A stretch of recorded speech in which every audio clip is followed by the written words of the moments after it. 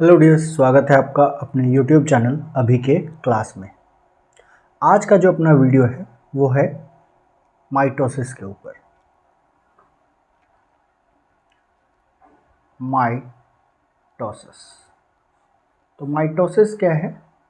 तो a type of cell division. Mitosis क्या है? एक सेल डिवीज़न का टाइप है, यानी एक सेल डिवीज़न का एक तरह का प्रकार है। It is a type of cell division. तो इसका क्या खासियत है? तो जैसा कि हम जानते हैं, सेल डिवीज़न क्या है? सेल डिवीज़न तो प्रोसेस है। It is a process by which parent cell splitted into daughter cell, यानी एक प्रोसेस जिसके द्वारा एक सेल एक से अधिक डॉटर सेल्स में चेंज होते या कन्वर्ट होते हैं, उस प्रोसेस को हम क्या कहते हैं? Cell division. उस प्रोसेस को हम क्या कहते हैं? Cell division. अब उस प्रोसेस में कितने डॉटर सेल्स का फॉर्मेशन हो रहा है, उसके बेसिस पे इनके दो टाइप हैं, माइटोसिस एंड मियोसिस। अगर दो डॉटर सेल बन रहा है तो वो सेल डिवीज़न कौन सा है? माइटोसिस। और अगर चार सेल्स बन रहे हैं, चार डॉटर सेल्स बन रहे हैं, तो वो है कौन है? मियोसिस। वो कौन है? मियोसिस। दो डॉटर सेल माइटोसिस, चार डॉटर सेल मियोसिस। तो इस वीडियो में हम किसके बारे में पढ़ेंगे? माइटोसिस के बारे में। तो माइटोसिस क्या है? तो एक तरह का सेल डिवीजन है। अब कैसा सेल डिवीजन है? तो इन विच daughter cell gets same kind and number of chromosome, यानी वो सेल डिवीजन का टाइप जिसके अंदर जो डॉटर सेल हैं उनके पास क्रोमोसोम का नंबर अपने पेरेंट्स के बराबर है, और उसका जो टाइप है या उसका जो प्रकार है वो भी अपने पेरेंट के जैसा और पेरेंट के सेम है। तो ऐसे टाइप ऑफ सेल डिवीजन को हम क्या कहते हैं? माइटोसिस। ऐसे को क्या कहते हैं? माइटोसिस। अब सबसे पहला माइटोसिस नाम किसने दिया? Term coined by Fleming. ये जो माइटोसिस नाम है ये किसने दिया? फ्लेमिंग ने। ठीक है। अब माइटोसिस जो है, माइटोसिस को पढ़ा किस में जाएगा? तो प्लांट्स के अंदर भी पढ़ा जाएगा भाई, और एनिमल्स के अंदर भी देखा जाएगा, यानी plant cell and animal cell दोनों के अंदर देखा जाएगा। तो सबसे पहले जो प्लांट सेल के अंदर जिस व्यक्ति ने देखा था उनका नाम है स्टार्स, और एनिमल सेल के अंदर जो देखा था वो थे बोवेरी एंड फ्लेमिंग।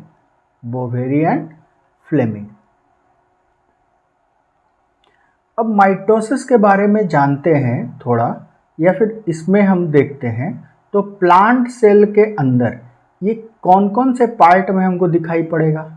तो ये ग्रोथ रीजन में, यानी ये जहाँ पे ग्रोथ हो रहा है, तो मेरिस्टेमेटिक रीजन किसमें दिखेगा? मेरिस्टेमेटिक रीजन कहाँ है? तो root and stem, tip of root and stem और रूट के टिप में हम लोगों को कौन सा डिवीजन दिखेगा? माइटोसिस। और एनिमल्स में बोन, मेरो, स्किन, नेल,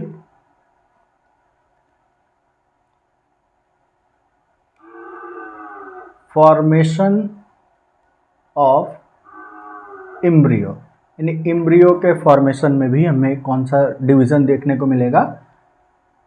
माइटोसिस।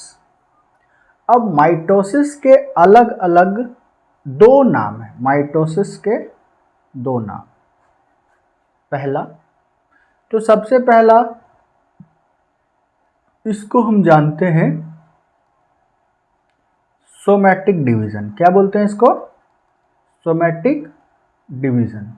क्यों कहते हैं? क्योंकि ये किस में होता है? सोमैटिक सेल के अंदर। किसके अंदर होता है? Somatic cell. सेल दो तरह का इसमें हम बोल सकते हैं, एक है जर्म सेल और दूसरा है सोमैटिक सेल। दूसरा है सोमैटिक सेल। जर्म सेल से क्या बनेंगे? Gametes.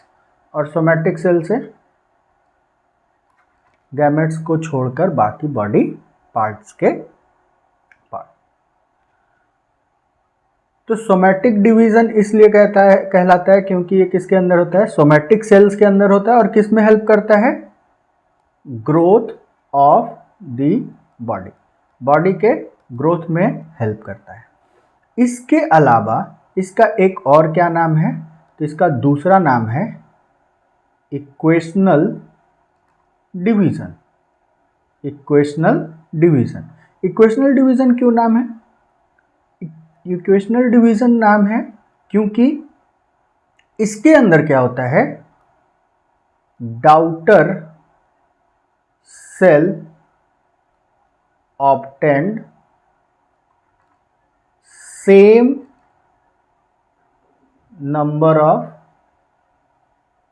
Chromosome as their parent, यानी पेरेंट के जैसा सेम नंबर ऑफ क्रोमोसोम इसमें मिलता है डॉटर सेल को, इसलिए इसको हम क्या बोलते हैं? Equational division. इसको हम क्या कहते हैं? Equational division. तो अभी तक हम लोगों ने देखा कि भाई माइटोसिस क्या है। तो माइटोसिस एक तरह का सेल डिवीजन है जिसमें जो पेरेंट सेल से डॉटर सेल होते हैं उनके अंदर सेम नंबर ऑफ क्रोमोसोम और same kind of chromosome present होते हैं। सेल डिवीजन क्या है? तो सेल डिवीजन एक प्रोसेस है जिसमें एक सेल दो अलग अलग से दो सेल्स में डिवाइड होते हैं। और जिस प्रोसेस के द्वारा एक सेल दो सेल्स में बंटते हैं या दो चार सेल्स में बंटते हैं, उस तरह के प्रोसेस को हम क्या कहते हैं? Cell division. उस प्रोसेस को क्या कहते हैं? Cell division.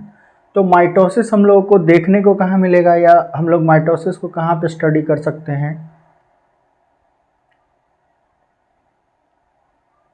तो वो हम कर सकते हैं प्लांट सेल में और एनिमल सेल में। कहाँ कर सकते हैं? प्लांट सेल और एनिमल सेल में। तो प्लांट सेल में कहाँ देख सकते हैं? तो मेरिस्टेमेटिक रीजन में, ग्रोथ वाले रीजन में, जो कि टिप्स ऑफ रूट और स्टेम है, intercalary, lateral meristem, intercalary meristem, seeds, fruits, इन सभी में ये हम लोग को देखने को मिलता है। एनिमल सेल में किस में दिखने को मिलता है? Bone marrow, skin, nail, formation of embryo के दौरान या एम्ब्रियो में हम लोगों को ये डिवीजन देखने को मिलेगा। अब प्लांट सेल में किसने देखा था? तो स्टार्स बर्जर ने। और एनिमल सेल में किसने देखा था? बोवेरी एंड फ्लेमिंग ने। माइटोसिस को दो अलग अलग नाम से जानते हैं, सोमैटिक डिवीजन और इक्वेशनल डिवीजन। सोमैटिक डिवीजन इसलिए कहते हैं क्योंकि ये किस में हेल्प करता है? ग्रोथ ऑफ द बॉडी में। और इक्वेशनल डिवीजन किस में है? क्यों कहते हैं? क्योंकि इसमें जो डॉटर सेल्स होते हैं वो same number of chromosome obtained करते हैं from their parents as their parents, यानी जितना पेरेंट्स के पास होता है उतना इनके पास भी होता है। तो अब हम यहाँ पे देखते हैं, तो इसका यहाँ पे डिफाइन हम लोग को दिख रहा है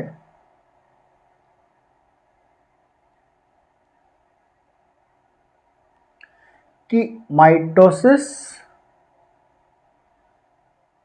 तो वैसा सेल डिवीजन जिसके क्रोमोजोम इक्वली डिस्ट्रीब्यूटेड होते हैं बोथ क्वांटिटेटिवली एंड क्वालिटेटिवली, यानी ये हो गया काइंड और ये हो गया नंबर, यानी गुण और संख्या में जो बराबर बराबर जिस डिवीजन में क्रोमोजोम बढ़ते हैं उस डिवीजन को हम बोलते हैं माइटोसिस। इसे दो अलग नाम से जाना जाता है, equational division, somatic cell division. Somatic cell division क्यों कहा जाता है? क्योंकि ये किसके अंदर होता है? सोमैटिक सेल के अंदर। किसके अंदर होता है? सोमैटिक सेल के अंदर। और इक्वेशनल डिवीजन क्यों होता है?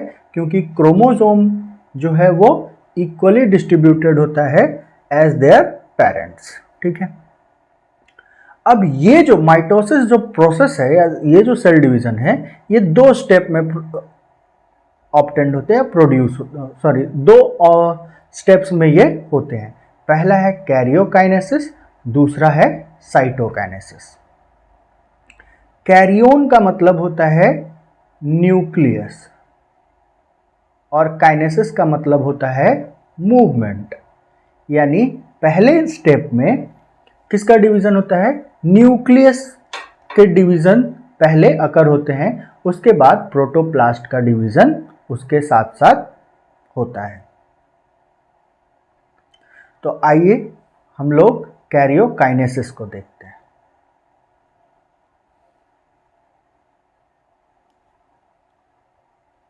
कैरियोकाइनेसिस, तो कैरियोन का मतलब यहां पे क्या है? न्यूक्लियस, और काइनेसिस का मतलब मूवमेंट। तो ये एक कंटिन्यूअस प्रोसेस है जो अकर होता है न्यूक्लियस के अंदर। तो ये कैसा प्रोसेस है? कॉन्टिन्यूअस प्रोसेस है, लेकिन अपने सुविधा के अनुसार इसे 4 फेज में डिवाइड कर सकते हैं। कुछ वर्कर एक और फेज को मानते हैं। तो सबसे पहला है प्रोफेज, दूसरा है मेटाफेज, तीसरा है एनाफेज, चौथा है टेलोफेज। कौन कौन सा है? Prophase, metaphase, anaphase, telophase.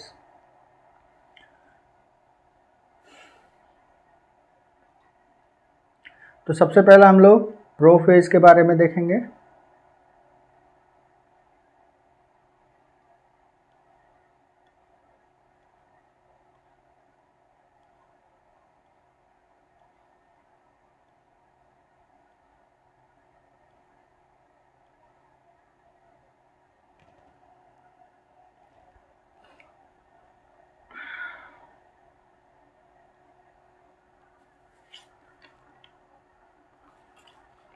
तो जिस तरह से इंटरफेज का G1 फेज सबसे लंबा फेज है, उसी तरह से यम फेज का प्रो फेज क्या है? सबसे लॉन्गेस्ट फेज है। तो ये क्या हो जाएगा? Longest phase. ये सबसे बड़ा फेज है यम फेज का, इसलिए इसको हम 3 पार्ट में या 3 फेज में देख सकते हैं। Early prophase, middle prophase, late prophase. इन तीनों फेजेस में कुछ चेंजेस हमें देखने को मिलते हैं जिसको हम डिस्कस करेंगे। तो अर्ली प्रोफेज में जो न्यूक्लियस होता है वो क्या है? स्फेरॉइडल हो जाता है। डीएनए मॉलिक्यूल्स हम जानते हैं कि किस फॉर्म में होते हैं ये? क्रोमेटीन जो होता है वो कंडेंस्ड होना शुरू हो जाता है और किस फॉर्म में चेंज होता है? क्रोमोसोम के फॉर्म में। क्रोमेटिन हम लोगों का इस तरह का ऐसे धागा नुमा संरचना दिखाई पड़ता है। ये कैसा है? Thread like structure. और ये कैसा बन जाता है, या इसकी इस अवस्था में या इस फॉर्म में होने का यहाँ पे शुरुआत हो जाता है। ठीक है, ये जो है इस तरह से ये कन्वर्ट होता है। तो अर्ली प्रोफेज में जो डीएनए मॉलिक्यूल्स है यानी जो क्रोमेटिन है वो कंडेंस्ड होना शुरू हो जाता है। किस चीज को बनाने के लिए? क्रोमोसोम को बनाने के लिए। ठीक है,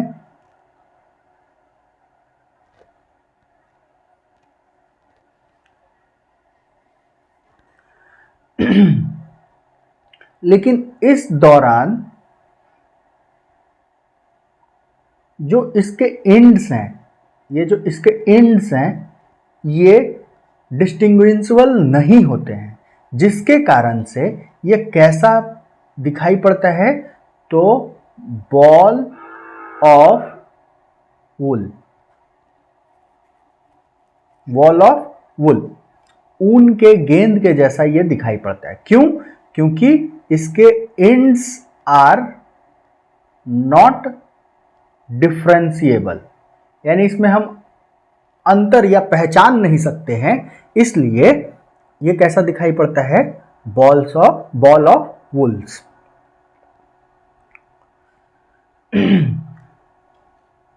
सेंट्रोसोम जो है वो ऑलरेडी डिवाइड होता है और किस तरफ मूव करना शुरू कर देता है? पोल्स की तरफ मूव करना शुरू कर देता है। तो सेंट्रियोल जो होता है वो पेयर्स में होते हैं। इस तरह से हम लोगों ने ये 90 डिग्री पे ऐसे प्रेजेंट होते हैं। तो इनके पास इस तरह का एक रीजन प्रोड्यूस होता है और यहां से एक फाइबर्स निकलते हैं। इसी को बोलते हैं एस्ट्रल रेज। क्या बोलते हैं? एस्ट्रल रेज, जो कि इसके कांटेक्ट में नहीं होता है लेकिन इसके सराउंडिंग में प्रेजेंट होते हैं। और इन दोनों को एक साथ हम लोग क्या बोलते हैं? एस्टर। क्या बोलते हैं इसको? एस्टर। ठीक है, अब दूसरा जो फेज है वो है इसका मिड प्रोफेज। मिड प्रोफेज में क्या होता है? तो मिड प्रोफेज में यानी प्रोफेज के बीच वाले पार्ट में जो क्रोमोसोम होते हैं, क्रोमोसोम शिफ्टेड टू पेरीफेरी, यानी जो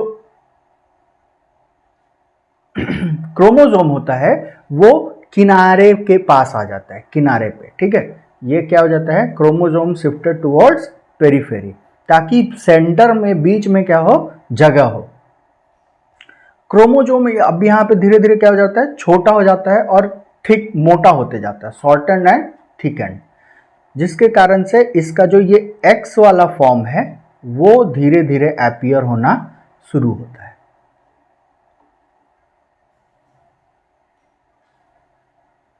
यहां पे और क्या हो जाएगा? तो एस्ट्रल रेज,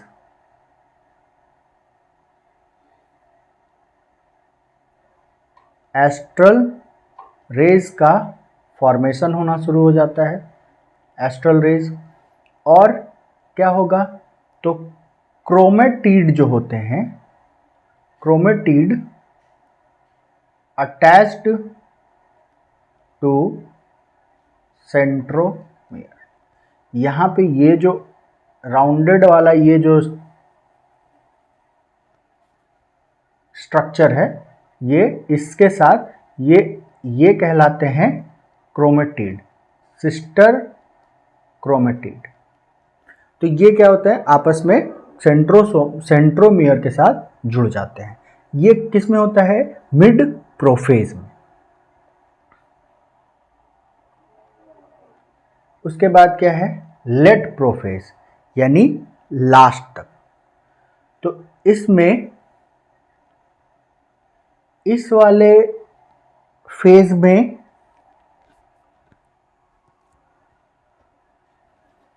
न्यूक्लियोलस जो होता है वो डिजनरेट कर जाता है कंप्लीटली, यहाँ पे न्यूक्लियोलस क्या हो जाता है, डिजेनरेट हो जाता है, और न्यूक्लियर इन्वेलप, जो न्यूक्लियर इन्वेलप है या न्यूक्लियर मेम्ब्रेन जो है वो भी डिजेनरेट होना शुरू हो जाता है।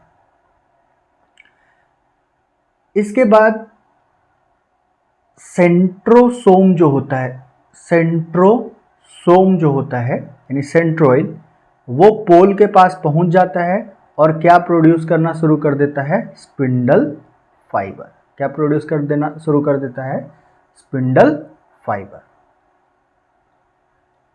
यहां पे लिखा है aster come to lie in spindle pole, यानी उसके पोल्स के पास ये पहुंच जाते हैं। प्लांट्स में स्पिंडल पोल ऑर्गेनाइज्ड विदाउट एस्टर, एस्टर क्योंकि प्लांट्स के अंदर क्या नहीं है, तो सेंट्रियोल नहीं है। ठीक है, तो इसके फिगर को हम लोग यहां पे देखते हैं।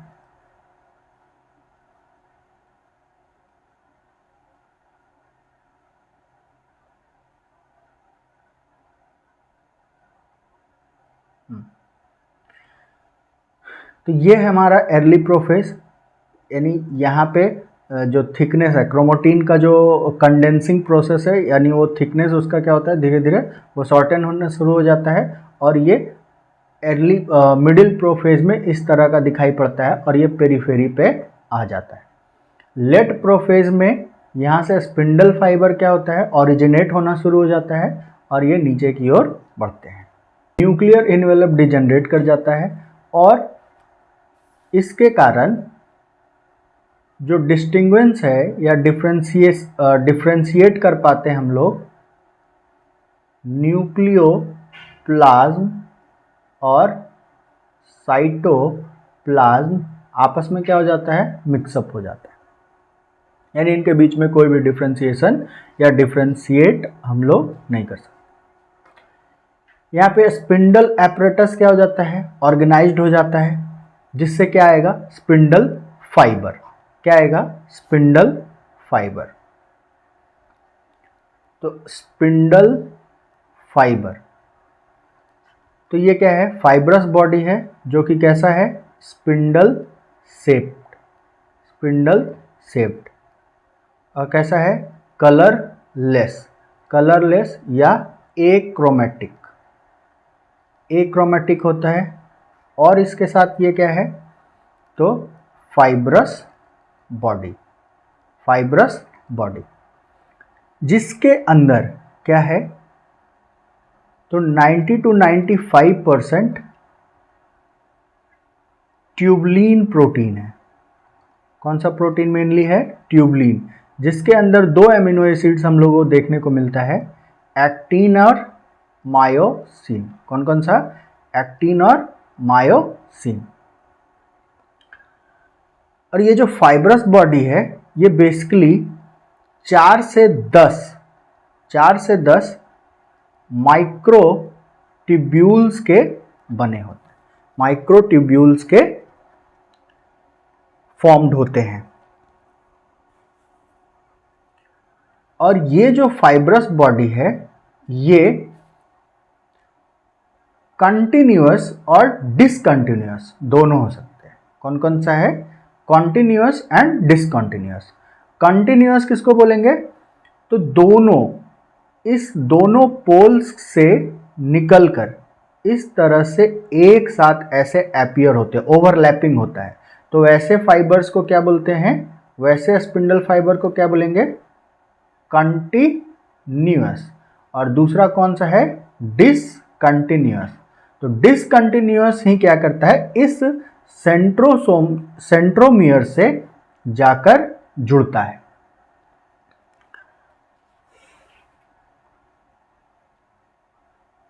तो नेक्स्ट है मेटाफेज।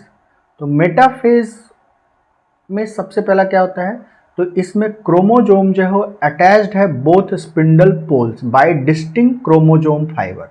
अब ये क्रोमोजोम फाइबर कौन क्या है, यानी हर क्रोमोसोम के लिए एक स्पेसिफिक स्पिंडल फाइबर होता है, यानी spindle fibre attached to the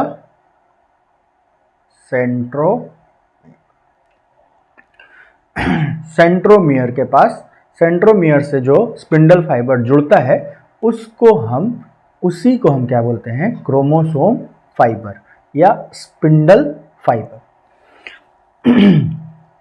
इसके कारण अब ये जो डिसकंटिन्यूअस स्पिंडल फाइबर है वो जाकर किसके साथ जुड़ जाएगा, तो यहाँ पे ये जो सेंट्रोमियर है इसके पास एक डिस्क शेप स्ट्रक्चर होता है, डिस्क शेप्ड स्ट्रक्चर, जो कि कहलाता है काइनेटोकोर। यानी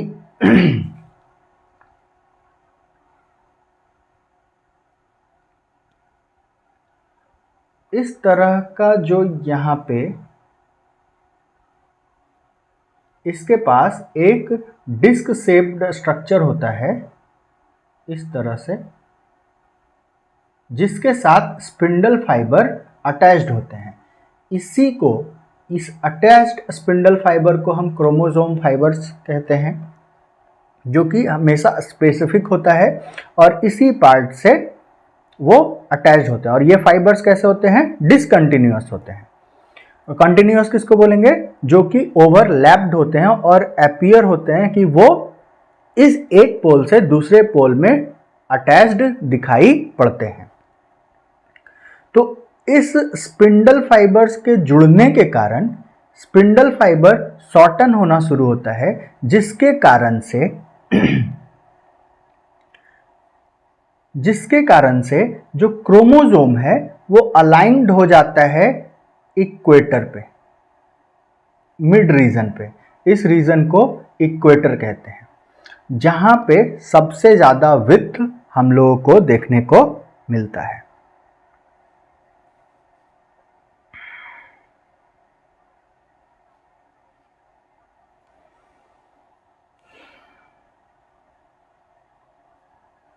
और जिस प्रोसेस के द्वारा ये इसको ऊपर पुल करते हैं इसको हम कॉन्ग्रेशन कहते हैं, पुलिंग। अब मेटाफेज जो है, मेटाफेज बेस्ट फेज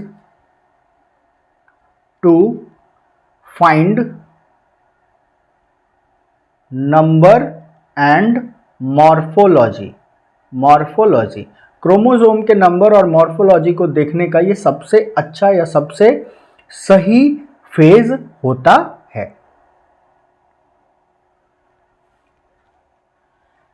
तो ऐसे क्रोमोसोम जो छोटे होते हैं वो कहाँ पे होते हैं, बीच में होते हैं, और जो बड़े क्रोमोसोम होते हैं वो अलाइंड होते हैं पेरीफेरी पे। तो एनाफेज जो होता है वो शॉर्टेस्ट फेज है एम फेज का, जिसको दो फेज में डिवाइड किया गया, एनाफेज ए और एनाफेज बी। तो एनाफेज में बेसिकली क्या होता है, तो एनाफेज में ये जो क्रोमोसोम है उसका सेंट्रोमियर डिवाइड होना शुरू हो जाता है। यानी इनको जो बांधे हुए है, क्रोमेटिड्स को जो सेंट्रोमियर बांधे हुए है, उसका जो बाइंडिंग प्रोटीन है वो डिजेनरेट होना शुरू हो जाता है एपीसी के कारण, जिसके कारण से ये दो सेंट्रोमियर आपस में डिवाइड हो जाते हैं और ये एक दूसरे को रिपेल करना शुरू कर देते हैं, जिसके कारण से हमें दो डाउटर क्रोमोसोम मिलता है। जिसके कारण से क्या मिलता है, दो डाउटर क्रोमोसोम, और जिसके साथ स्पिंडल फाइबर या ट्रैक्टाइल फाइबर या काइनेटोकोर फाइबर्स जुड़ा हुआ है और वो उसको क्या करता है, ऊपर की ओर पुल करता है, जिसके कारण से सेंट्रोमियर हमेशा अलाइंग होता है पोल्स के तरफ और क्रोमेटिड हमेशा इक्वेटर के तरफ अलाइंग होता है। और हम सब लोग जानते हैं कि क्रोमोसोम का अलग अलग टाइप है, जिसके कारण से वो अलग अलग शेप दिखाई पड़ता है। तो पहला है मेटा सेंट्रिक, यानी जिसके दोनों सिस्टर क्रोमोटिड्स आपस में बराबर होते हैं और ये हमको वी शेप दिखाई देता है। दूसरा है सब मेटा सेंट्रिक, जो कैसा दिखेगा, यल शेप का। इसके बाद है एक्रोसेंट्रिक, ये कैसा दिखाई पड़ेगा, तो ये बनाएगा जे शेप, ये बनाएगा जे शेप। और दूसरा है टेलोसेंट्रिक, तो टेलोसेंट्रिक जो है वो बनाएगा आई शेप, कैसा बनाएगा, आई शेप। तो ये जो पुल होंगे तो वो इस तरह के दिखाई पड़ेंगे।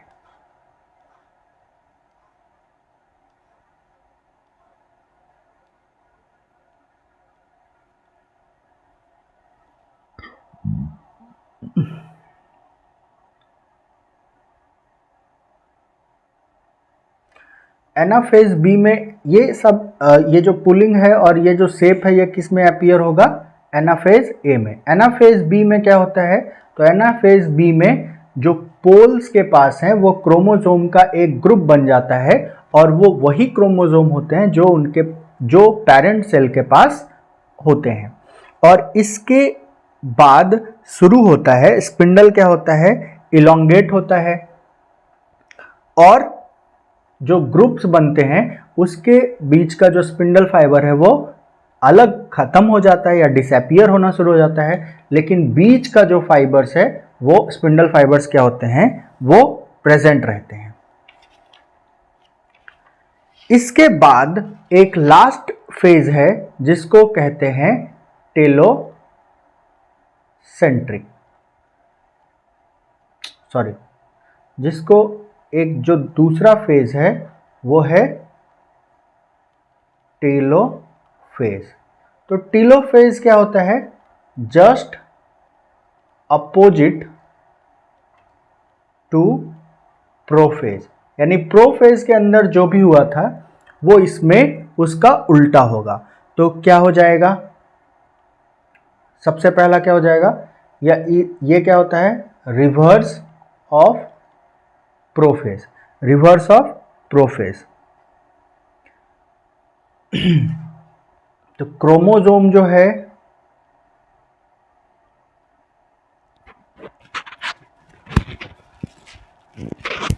क्रोमोसोम वापस किस में आ जाएगा, क्रोमेटिन में। किस में बदल जाएगा, क्रोमेटिन में। न्यूक्लियर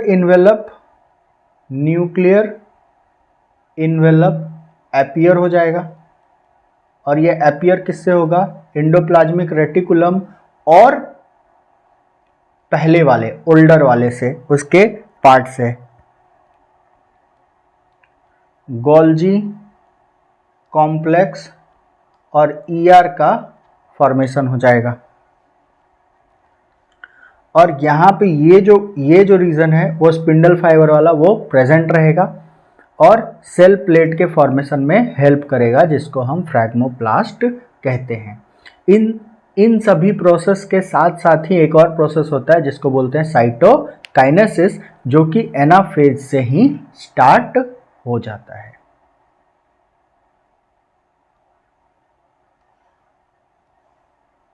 वो है साइटोकाइनेसिस। तो साइटोकाइनेसिस कब शुरू हो जाता है, एनाफेज के साथ। एनाफेज के साथ कौन शुरू हो जाता है, साइटोकाइनेसिस।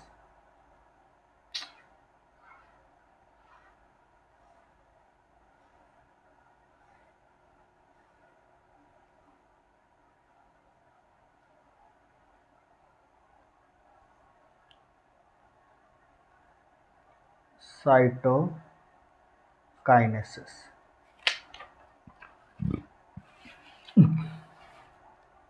तो साइटोकाइनेसिस क्या है, division of protoplast, division of protoplast of cell to या इनटू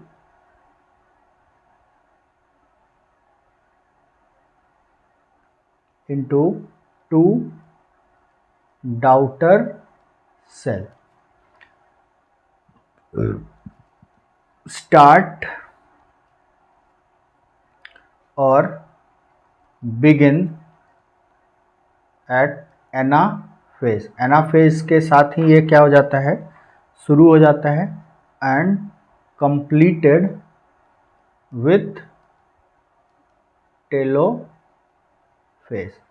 टेलोफेज तक कंप्लीट हो जाता है। तो साइटोकाइनेसिस बेसिकली दो टाइप से होता है।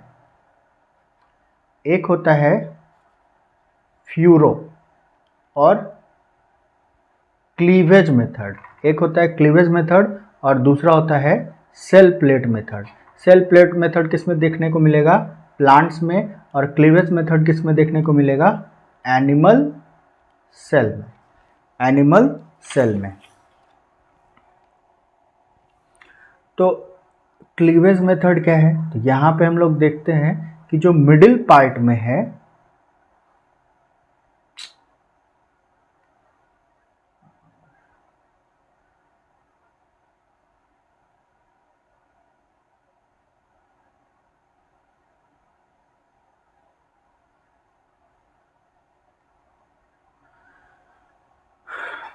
तो यहाँ पे मिडिल पार्ट में क्या होता है, एक कॉन्स्ट्रिक्शन प्रोड्यूस होता है और माइक्रोफिलामेंट प्रोड्यूस होते हैं पेरिफेरल रीजन में, जिसके कारण से क्या होता है, ये धीरे धीरे डिपेंड होना शुरू हो जाता है और इसमें दो अलग अलग डॉटर सेल्स का फॉर्मेशन हो जाता है।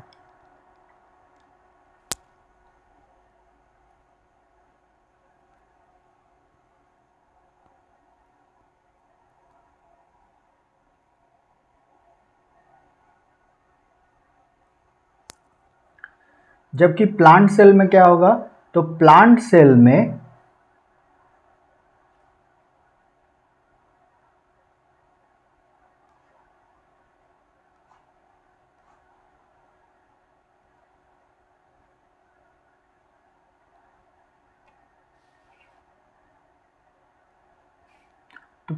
प्लांट सेल में क्या होता है, प्लांट सेल तो मिडिल पार्ट में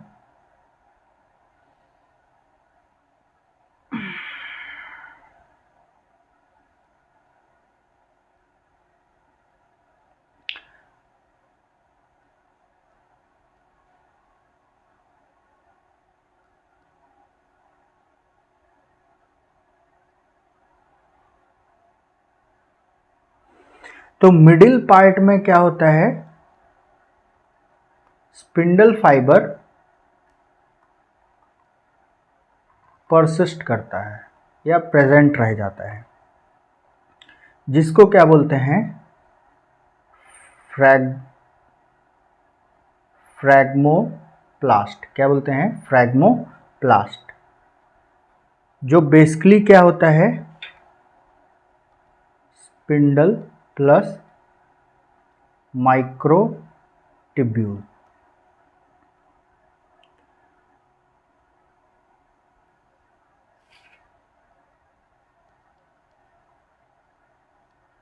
फ्रैग्मोप्लास्ट के साथ पेक्टिन कंपाउंड जुड़कर क्या बनाता है, सेल प्लेट। क्या बनाता है, सेल प्लेट, जिसके दोनों तरफ क्या होते हैं, मेम्ब्रेन। जिसके दोनों तरफ क्या होते हैं, मेम्ब्रेन। और ये फिर इस तरह से डिवाइड हो जाता है और इस सेल, जो फिर बाद में सेल प्लेट है, वो किसका काम करना शुरू कर देता है, मिडिल लैमेला। अगर वीडियो से कुछ फ़ायदा हुआ हो तो इसे लाइक, शेयर और सब्सक्राइब करें। Thank you.